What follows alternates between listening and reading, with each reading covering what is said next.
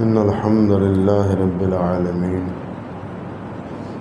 والصلاة والسلام على سيد الأنبياء والمرسلين وعلى آله وصحبه ومن تبعهم بإحسان إلى يوم الدين، وأشهد أن لا إله إلا الله وحده لا شريك له، وأشهد أن محمدا عبده ورسوله، أما بعد، فأعوذ بالله السميع العليم من الشيطان الرجيم من همزه ونفخه ونفثه. بسم الله الرحمن الرحيم. قاف والقرآن المجيد بل عجبوا أن جاءهم منذر منهم فقال الكافرون هذا شيء عجیب. محترم حضرات، ہم اللہ سبحانہ و تعالیٰ کی توفیق سے سورۃ قاف کو سمجھنے، اس کی تعلیم اور تفہیم جاننے کی کوشش کر رہے ہیں. اللہ سبحانہ و تعالیٰ قرآن سمجھنے کی اور اس پر عمل کرنے کی توفیق عطا فرمائے. گزشتہ مجلس میں یہ بات عرض کر رہا تھا کہ قرآن مجید کے تو اصل نام 4 ہیں، جن میں ایک یہی قرآن ہے، علم کے طور پر، اسم کے طور پر، علم کے طور پر. قرآن ہے، الذکر ہے، الفرقان ہے، الکتاب ہے.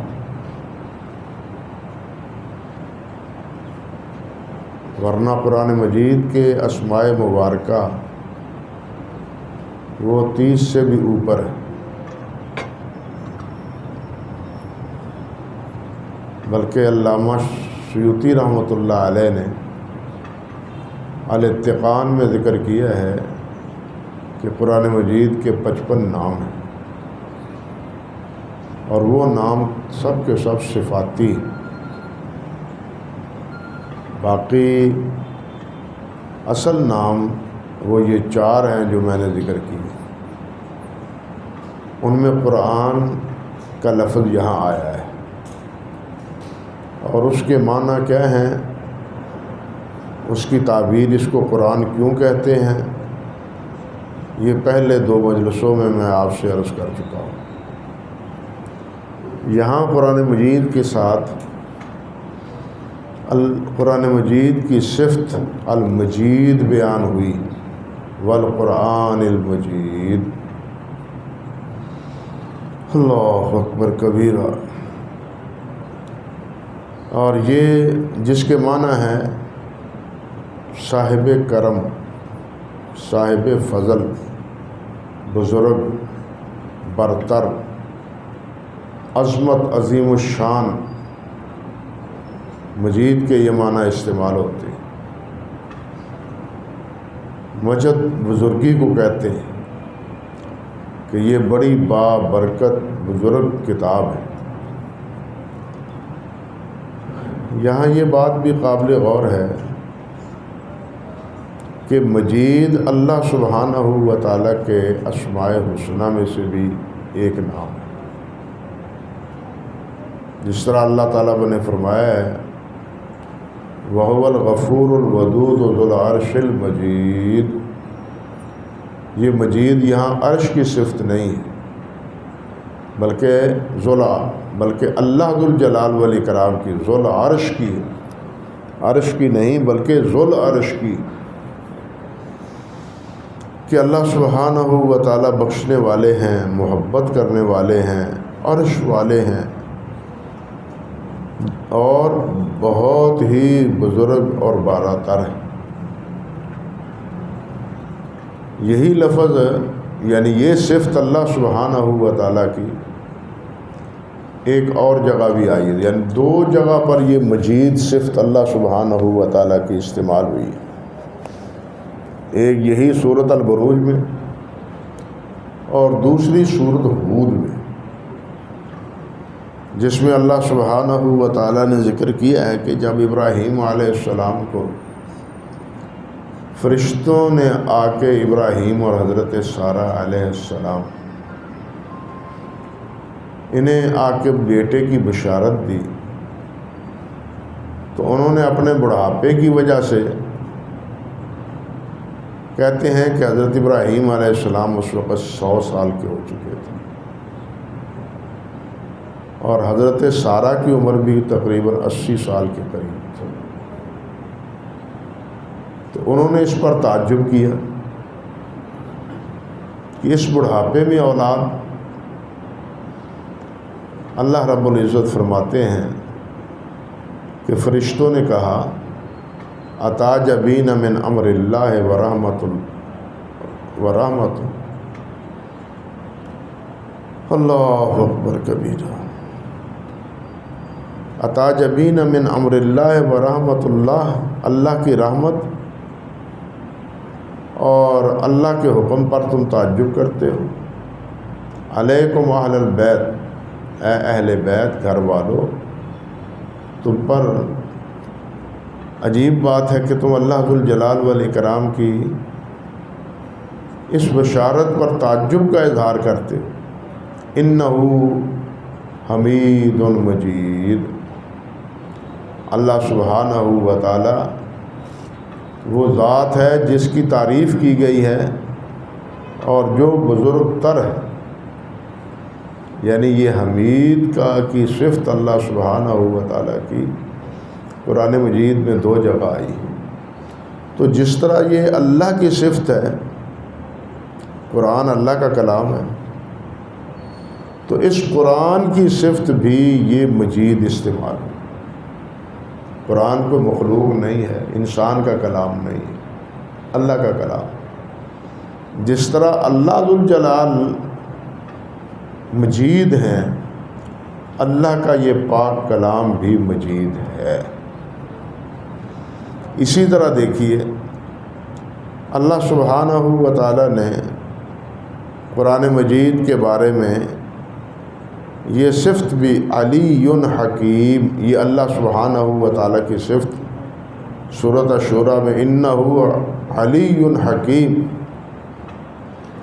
کہ اللہ ذوالجلال سب سے اوپر ہے، اپنے مقام کے اعتبار سے بھی، مرتبے کے لحاظ سے بھی، اور اپنے مکان کے اعتبار سے،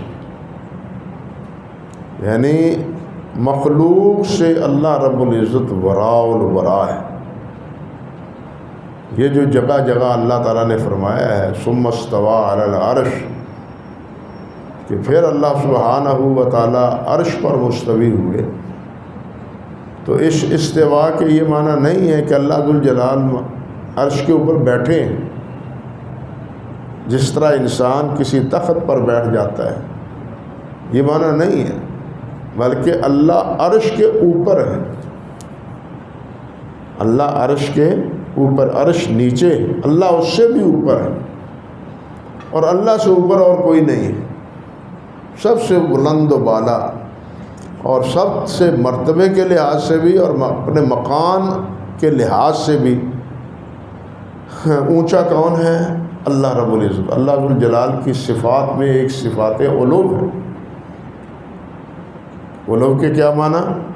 جو سب سے اونچا ہے، اللہ سے کوئی اونچا نہیں ہے،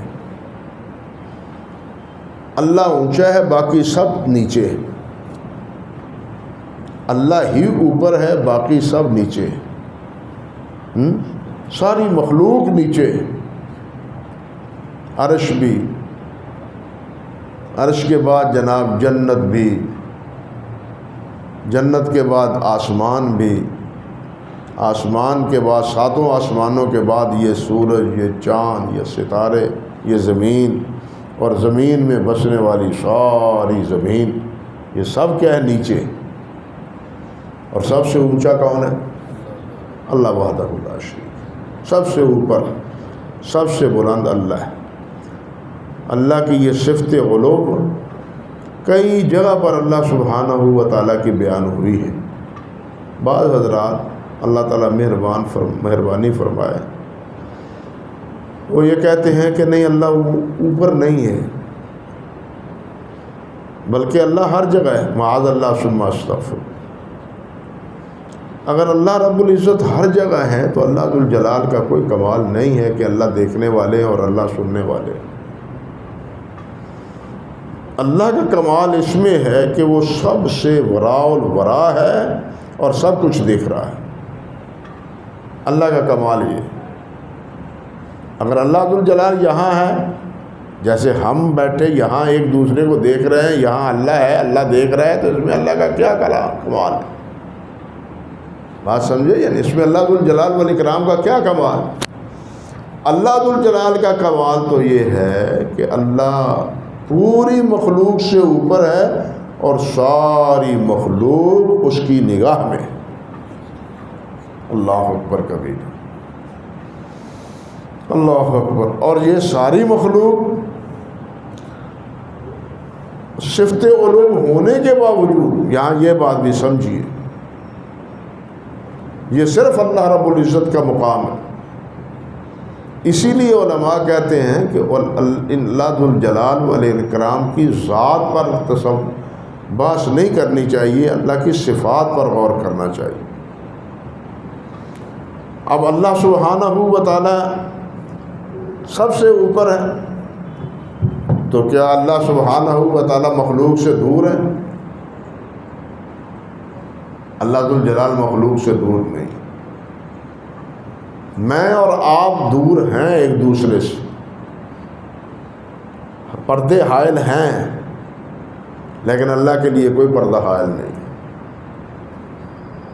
یہ بات عقل میں نہیں آتی بظاہر کہ جو سب سے وراء الورا ہے وہ سب سے قریب بھی ہے۔ یہی تو اللہ کا کمال ہے۔ علماء نے ذکر کیا ہے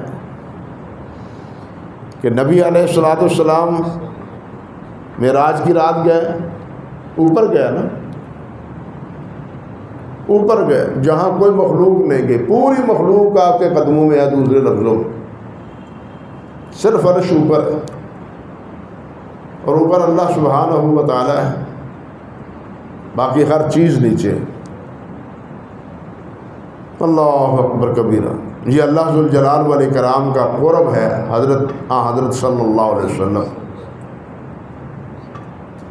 لیکن حضرت یونس علیہ السلام بھی تھے جو مچھلی کے پیٹ میں سمندر میں نیچے تھے، تو کیا وہ اللہ سے دور تھے؟ وہ اللہ سے دور تھے؟ نہیں، وہ بھی ان کو بھی اللہ سبحانہ و تعالیٰ کا یہی قرب حاصل تھا۔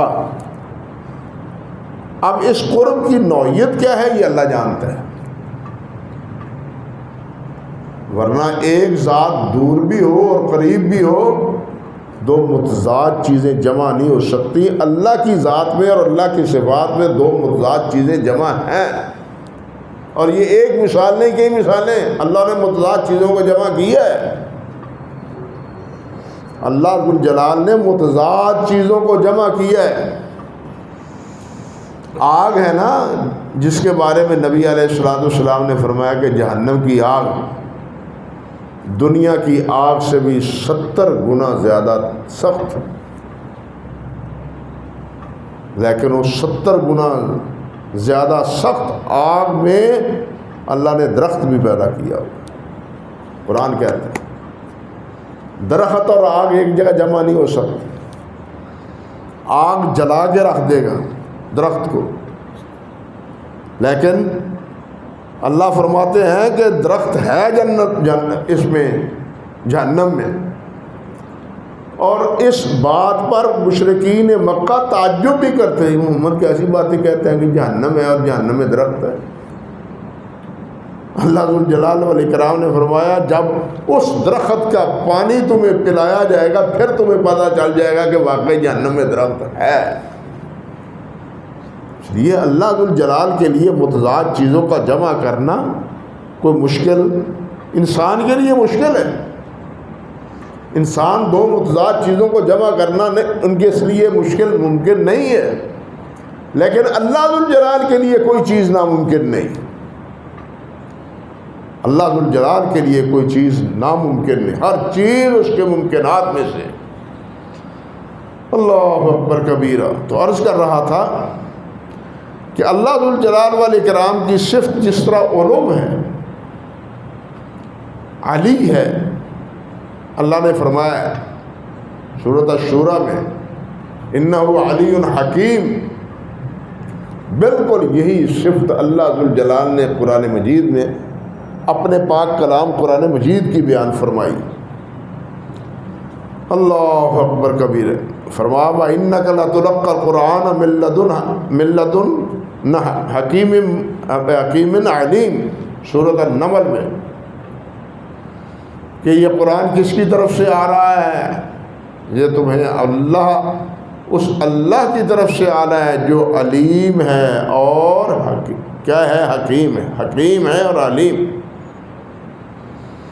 اور قرآن مجید کے بارے میں میں بات کر رہا تھا کہ علی حکیم، اور قرآن مجید کے بارے میں ہے انہ فی ام الکتاب لعلی حکیم، کہ یہ قرآن کتاب میں ام الکتاب میں بہت اونچے درجے کی، سب سے بلند اور حکمت والی، پر حکمت والی.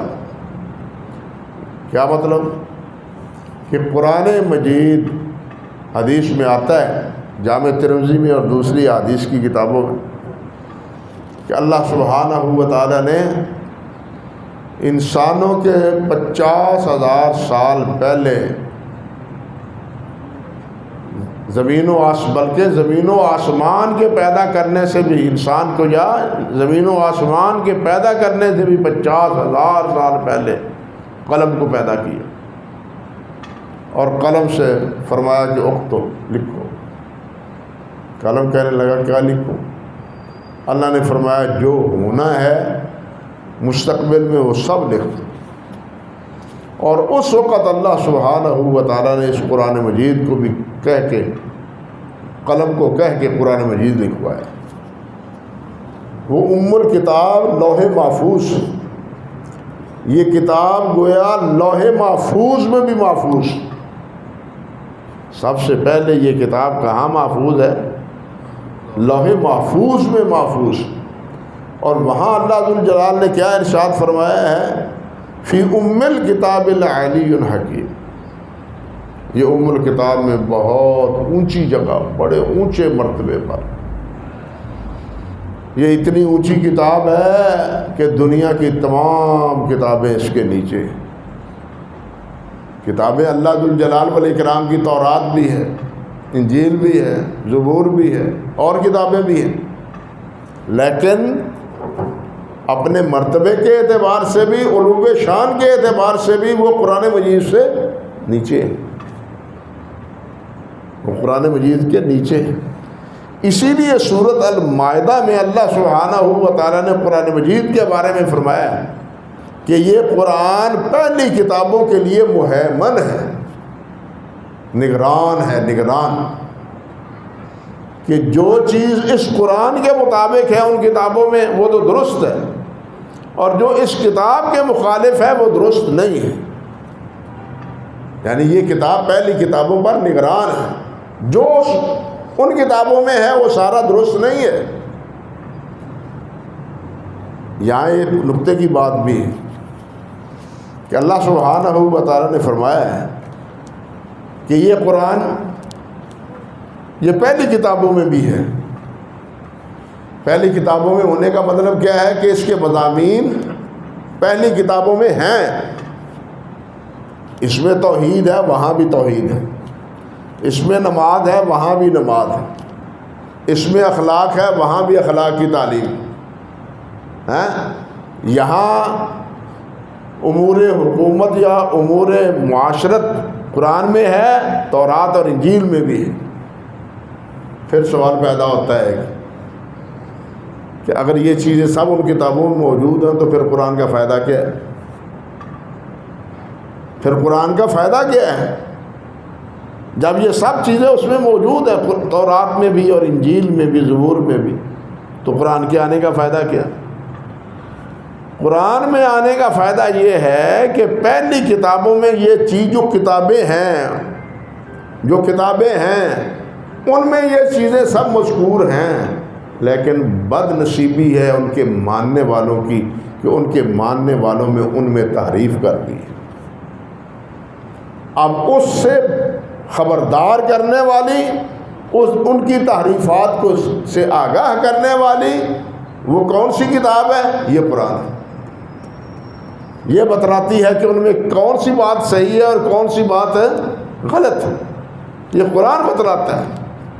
ورنہ آپ حیران ہوں گے، اس طرح کہنے کو تو انجیل عیسیٰ علیہ السلام پر نازل ہوئی، انجیل عیسیٰ علیہ السلام پر نازل ہوئی، آپ نے تو نہیں پڑھی، نہ یوحنا، نہ متی، نہ مرقس، نہ لوکا، جو 4 انجیلیں مشہور ہیں، آپ تو اس سے آگاہ نہیں ہیں۔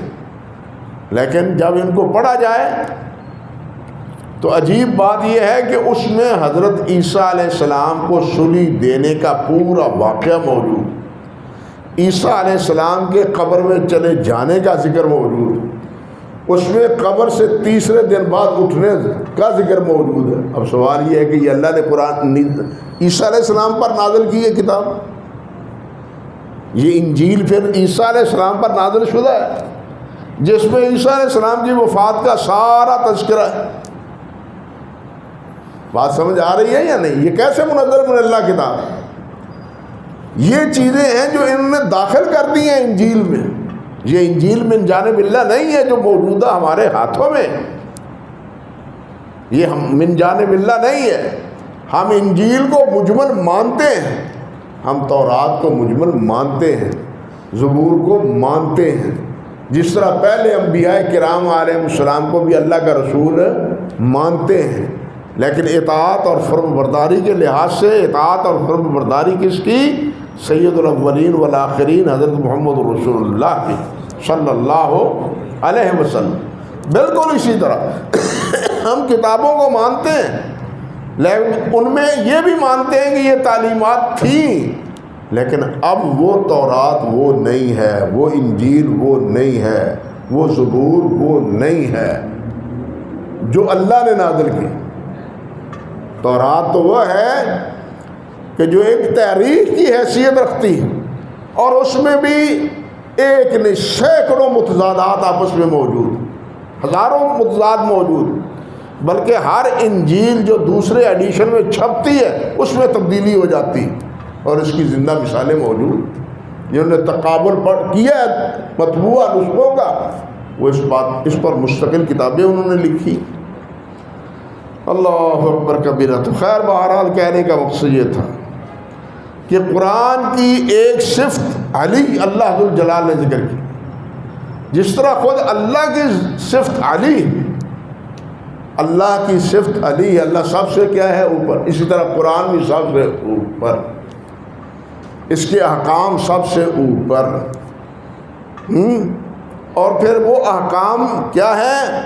وہ سب کے سب علی حکیم، حکمت سے بھرے ہو، اس میں حکمت ہے، دانائی ہے، اس میں حکمت ہے، اس میں دانائی ہے، کوئی بات عقل و فکر کے منافی نہیں ہے۔ عقل مانتی ہے ان باتوں کو، بظاہر دیکھنے میں ایک چیز ہم محسوس کرتے ہیں کہ یہ عجیب حکم ہے، لیکن جس وقت ہم حقیقت دیکھتے ہیں تو پھر اس کا یقین ہوتا ہے کہ یہ واقعی پر حکمت ہے۔ اللہ ذو الجلال نے مثال کے طور پر فرمایا کہ وَفِي الْقِصَاصِ حَيَاةٌ يَا أُولِي الْأَلْبَابِ۔ اب دیکھیے قرآن مجید میں یہ کیا بات اللہ نے فرمائی، وَفِي الْقِصَاصِ حَيَاةٌ يَا أُولِي الْأَلْبَابِ۔ عقل والوں، قصاص میں تمہاری زندگی ہے، قصاص میں تمہاری زندگی ہے، بظاہر ہم دیکھتے ہیں کہ قصاص میں ایک جان کے بدلے جان ماری گئی، جان کا تو نقصان ہوا ہے، حیات کیسے آئی؟ بات سمجھے نا، حیات کیسے؟ وہاں تو انسان مرا ہے، قتل کے بدلے میں قتل ہوا ہے، اب یہ حیات کیسے؟ یہ حیات اس طرح ہے کہ قصاص لینے کے بعد جو قبائل میں نفرت اور جو مخاصمت اور جو جھگڑا ہے وہ ختم ہو جاتا ہے، اور یہ امر واقع ہے۔ جب سے قرآن نازل ہوا ہے اور جب سے اس کی تنفیذ ہوئی ہے، جب قرآن کے اس حکم پر عمل ہوا ہے، لوگوں میں اس کے بعد جھگڑے، قتل و غارت ختم ہو۔ ورنہ بدلہ لینے کے لیے آپ کو معلوم ہے مخالف عدالتوں میں کھڑے ہو کے اپنے مخالفوں کو شوٹ کرتے ہیں، ان کو پتہ ہے کہ ہماری عدالت میں ہمیں انصاف نہیں ملے گا، ہمارے مقتول کا بدلہ نہیں ملے گا، اس لیے وہ قاتلین اور ان کے دوسرے ہم نواؤں ان کو عدالت میں بھی قتل کرنے سے گریز نہیں کرتے۔ لیکن اگر قصاص کا فیصلہ کر دیا جائے تو لوگوں کے دل ٹھنڈے ہو جاتے ہیں، آپس کی مخاصمتیں ختم ہو جاتی ہیں، وہ سمجھتے ہیں کہ جناب ہمارے آدمی کا بدلہ لیا جا چکا ہے۔ تو اسی طرح کے دوسرے معاشرتی مسائل ہیں۔ تو کہنے کا مقصد یہ تھا بھائی کہ یہ قرآن جس طرح اللہ رب العزت حکیم ہے اور اس کا ہر حکم حکمت پر مبنی ہے، اللہ کا کوئی حکم حکمت کے خلاف اور منافی نہیں ہے، اسی طرح قرآن مجید بھی اس حکیم کی نازل کردہ کتاب ہے، اس لیے یہ بھی حکیم ہے اور اس کے تمام فیصلے حکمت کے مطابق ہیں، اس کے تمام فیصلے حکمت کے مطابق ہے، دانائی کے مطابق۔ جس طرح اللہ نے فرمایا نا لا یاتیہ الباطل من بین یدیہ ولا من خلفہ تنزیل من حمید حکیم، کہ نہ باطل اس کے آگے سے آ جا سکتا ہے نہ پیچھے سے آ سکتا ہے۔ یہ اللہ کی نازل کردہ کتاب ہے، باطل کیسے ہے؟ انسان کتاب لکھتا ہے، یہ انسان کی لکھی ہوئی نہیں ہے، انسان کتاب لکھتا ہے۔ تو شاید آپ نے پڑھا ہو مصنف لکھتا ہے بھائی اگر کوئی آدمی اس میں کوئی غلطی محسوس کرے تو تنبیہ خبردار کرے، ہم اگلے ایڈیشن میں اس کی تصحیح کر دیں گے۔ یہ لکھا ہوا ہوتا ہے عمر یا نہیں لکھا ہوا کہ اگلے ایڈیشن میں ہم اس کی تصحیح کر دیں گے، لیکن یہاں تو اللہ سبحانہ و تعالیٰ نے فرمایا کہ اگر اس میں کوئی غلطی کو جا، اگر تو تم اس کا مقابلہ کرنا چاہتے ہو یہ بھی شوق پورا کر لو، غلطی تو کجا لا یاتیہ الباطل من بین یدیہ ولا من خلفہ، باطل اس کے قریب پھٹکتا ہی نہیں ہے۔ اور جنہوں نے بعض اپنے حسد کی وجہ سے، بعض اپنے بغض کی وجہ سے، حقیقت کی بنیاد پر نہیں، آپ کے بر صغیر ہی میں قرآن مجید پر اس کے رد میں ستیارتھ پرکاش لکھی گئی، ہندوؤں نے لکھی، ستیارتھ پرکاش ہندوؤں نے لکھی، سوامی دیانت نے لکھی، قرآن مجید پر 100 سے زیادہ اعتراض اس نے کی، لیکن اللہ کے فضل و کرم سے، اللہ کی رحمت سے، اللہ کروڑ انگنت رحمتیں فرمائے، شیخ الاسلام فاتح قادیان حضرت مولانا ثناء اللہ امرتسری رحمۃ اللہ علیہ پر، جنہوں نے اس کا جواب حق پر پرکاش دی۔ وہ کہنے دیجئے کہ اس فرقہ زہاد میں کوئی کامل نہ اٹھا کوئی، اگر کوئی ہوا تو یہی رند اقتدا خار ہوا۔ سب خاموش، بر صغیر کے علماء سب خاموش، کسی نے جواب نہیں دیا ہے تو کس نے جواب دیا ہے؟ مولانا ثناء اللہ امرتسری رحمۃ اللہ علیہ نے جواب دیا۔ اور اس کے بعد پھر سوامی دیانت کو اس کے بارے میں قلم اٹھانے کی جرت نہیں ہوئی، یعنی بغض کے مارے ہوئے، حسد کے مارے ہوئے بسا اوقات ایسی باتیں کرتے ہیں، لیکن اہل علم جن سے اللہ ذوالجلال نے اپنے دین کی خدمت لینی ہوتی ہے، ہر دور میں اللہ ذوالجلال وہ اس کی حفاظت اللہ کے فضل و کرم سے کرتے ہیں۔ آج بھی وہی کیفیت ہے، پہلے بھی یہی کیفیت تھی۔ آج کے دور میں ہمیں ڈاکٹر ذاکر نائک حافظ اللہ انہیں کی حفاظت فرمائے، ہم سنتے ہیں اور واقعتاً وہ قابل لائق ہیں کہ ان کی تحسین کی جائے، لیکن امر واقعہ میں عرض کرتا ہوں کہ ہم نے نہ مولانا ثناء اللہ صاحب تو سنا ہے نہ پڑھا ہے، نہ مولانا احمد الدین گکھڑوی رحمۃ اللہ علیہ کو دیکھا ہے، سنا ہے، نہ پڑھا ہے۔ اس لیے ہمیں صرف ڈاکٹر ذاکر نائک نظر آتے ہیں۔ ہم نے اپنے قاضی سلیمان منصور پوری رحمۃ اللہ علیہ کو سنا نہیں ہے، پڑھا نہیں ہے۔ انہوں نے کیا خدمات سر انجام دی ہیں، اس حوالے سے ہمیں کوئی شعور نہیں۔ ہمیں تو صرف جو ہمارے سامنے ڈاکٹر صاحب ہیں وہ نظر آتے ہیں۔ آپ اپنے اسلاف اور اپنے بزرگوں کے کارنامے پڑھیں تو آپ یہ سمجھیں گے، یقین کریں گے کہ یہ کوئی پہلا موقع نہیں ہے۔ اس سے بھی پہلے شیخ الاسلام ابن تیمیہ رحمۃ اللہ علیہ نے عیسائیوں کے جواب میں الجواب الصحیح لکھی تھی، 4 جلدوں میں کتاب۔